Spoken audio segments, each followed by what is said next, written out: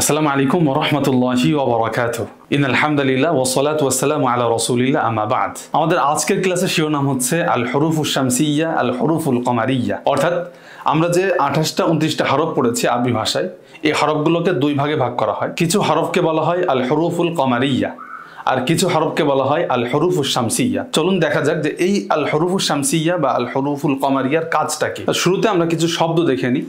যে কিতাবুন একটি বই, আল কিতাবু বইটি, কলামুন একটি কলম, আল কলামু কলমটি, দাররাজাতুন একটি সাইকেল, দাররাজাতুন একটি সাইকেল, আর দাররাজাতু সাইকেলটি, নাফিদাতুন একটি জানালা, আর নাফিদাতু জানালাটি। এখানে আপনারা দেখেছেন যে আল কিতাবু, আল কলামু, আর দাররাজাতু, আর নাফিদাতু। আল কলামু যখন আমরা পড়েছি, শুরুতে যে আলিফ লামের লামটা আছে, শুরুতে যে আলিফ লামের লামটা আছে, লামটা উচ্চারণ হচ্ছে। আল কলামু যখন আমরা পড়লাম, তো শুরুতে আলিফ লামের যে লামটা আছে, লামটা উচ্চারণ হচ্ছে আল কলামু, আল কিতাবু। কিন্তু যখন আদ-দাররাজাতু পড়ছি, আদ-দাররাজাতু যখন পড়ছি, তখন লামটা উচ্চারিত হচ্ছে না। আদ-দাররাজাতু, আদ-দাররাজাতু, আদ-দাররাজাতু, লাম উচ্চারণ হচ্ছে না, বরং সরাসরি আলিফ দালকে গিয়ে ধরছে। আদ-দাররাজাতু।